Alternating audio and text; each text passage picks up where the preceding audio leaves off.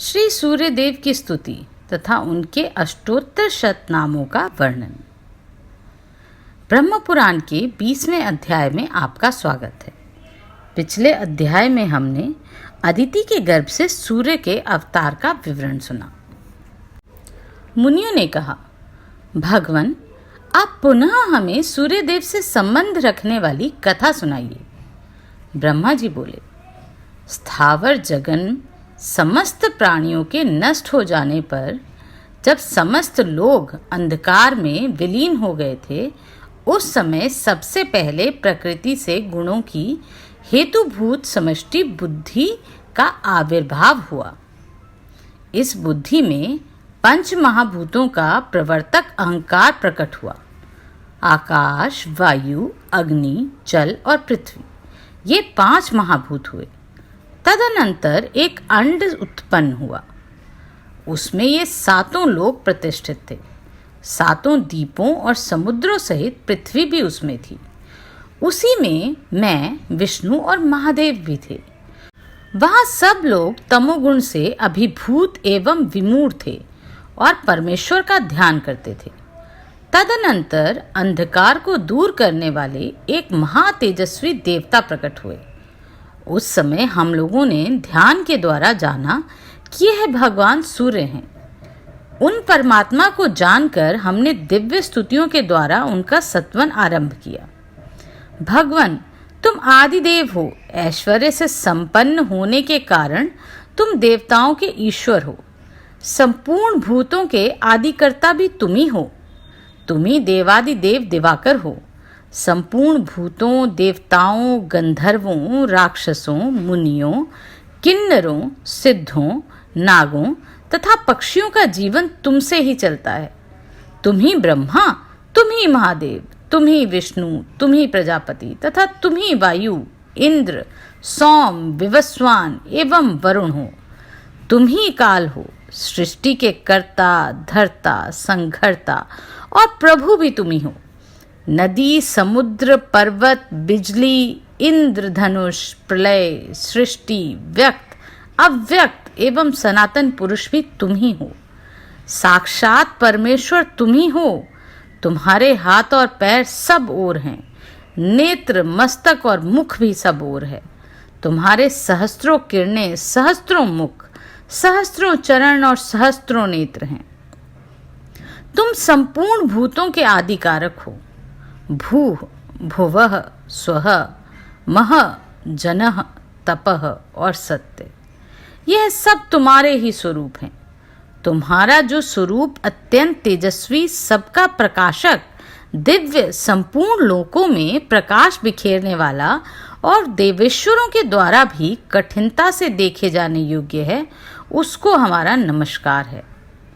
देवता और सिद्ध जिसका सेवन करते हैं, भृगु, अत्रि और पुलह आदि महर्षि जिसकी स्तुति में संलग्न रहते हैं और जो अत्यंत अव्यक्त है, तुम्हारे इस स्वरूप को हमारा प्रणाम है।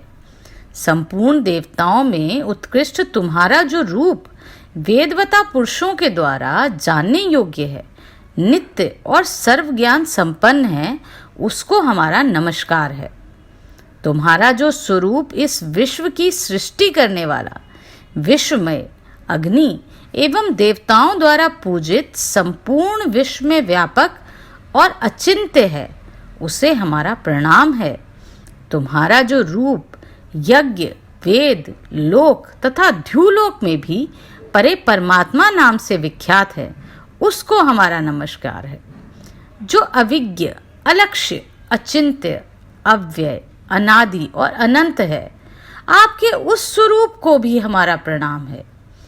प्रभो तुम कारण के भी कारण हो, तुमको बारंबार नमस्कार है। पापों से मुक्त करने वाले तुम्हें प्रणाम है, प्रणाम है, प्रणाम है। तुम दैत्यों को पीड़ा देने वाले और रोगों से छुटकारा दिलाने वाले हो, तुम्हें अनेक अनेक नमस्कार है। तुम सबको वर, सुख, धन और उत्तम बुद्धि प्रदान करने वाले हो, तुम्हें बारंबार नमस्कार है।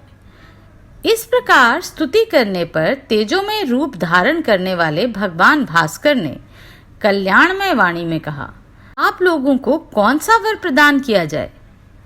देवताओं ने कहा, प्रभु, आपका रूप अत्यंत तेजोमय है, इसका ताप कोई सह नहीं सकता, अतः जगत के हित के लिए यह सबके सहने योग्य हो जाए। तब एवमस्तु कहकर आदिकर्ता भगवान सूर्य संपूर्ण लोकों के कार्य सिद्ध करने के लिए समय समय पर गर्मी, सर्दी और वर्षा करने लगे।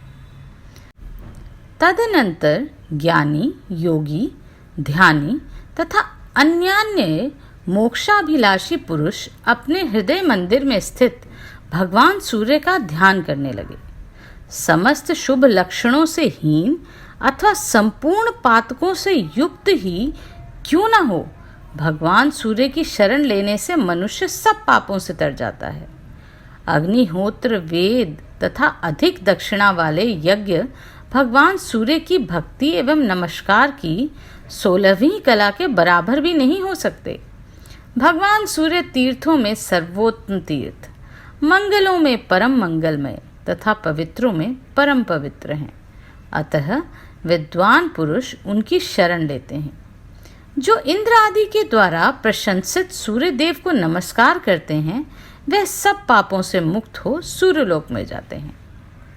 मुनियों ने कहा, ब्राह्मण, हमारे मन में चिरकाल से यह इच्छा हो रही है कि भगवान सूर्य के 108 नामों का वर्णन सुने। आप उन्हें बताने की कृपा करेंगे? ब्रह्मा जी बोले, ब्राह्मणों, भगवान भास्कर के परम गोपनीय 108 नाम जो स्वर्ग और मोक्ष देने वाले हैं, उन्हें सुनो। ओम सूर्य, अर्यमा, भग, त्वष्टा, पूषा, अर्क, सविता, रवि, गभस्तिमान, अज, काल, मृत्यु, धाता, प्रभाकर, पृथ्वी, आप, तेज, ख, वायु, परायण, सोम, बृहस्पति, शुक्र, बुध, अंगारक, इंद्र, विवस्वान, दीप्तांशु, शुचि, सौरी, शनेश्चरः, ब्रह्मा, विष्णु, रुद्र, स्कंद, वैश्रवण, यम, वैद्युत, अग्नि, जाठर अग्नि, ऐंधन अग्नि, तेजपति, धर्मध्वज, वेदकर्ता, वेदांग, वेदवाहन, कृत, त्रेता, द्वापर, कली, सर्वामराशय, कला, काष्ठा, मुहूर्त, क्षपा, याम, क्षण, संवत्सरकर, अश्वत्थ, कालचक्र, विभावसु, पुरुष, शाश्वत, योगी, व्यक्ताव्यक्त, सनातन, कालाध्यक्ष, प्रजाध्यक्ष, विश्वकर्मा, तमोनुद, वरुण, सागर, अंश, जीमूत, जीवन, अरिहा, भूताश्रय, भूतपति, सर्वलोकन नमस्कृतः, संतृष्टः, संवर्तकः, अग्नि, सर्वादि अलोलुप, अनंत, कपिल, भानु, कामद, सर्वतोमुख, जय, विशाल, वारद, सर्वभूत निषेवित, मन, सुपर्ण, भूतादि शीघ्रग, प्राण धारण, धन्वंतरी, धूमकेतु, आदिदेव, अदितिपुत्र, द्वादशात्माएं, रवि, दक्ष, पिता, माता, पितामह, स्वर्गद्वार, प्रजाद्वार, मोक्षद्वार,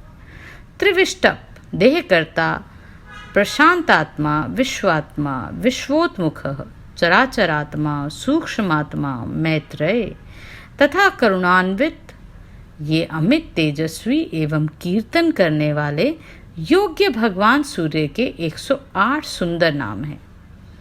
मैंने बताए, जो मनुष्य देव श्रेष्ठ भगवान सूर्य के इस स्तोत्र का शुद्ध एवं एकाग्रचित कीर्तन करता है, वह शोक रूपी दावानल के समुद्र से मुक्त हो जाता है और मनोवांछित भोगों को प्राप्त कर लेता है। ओम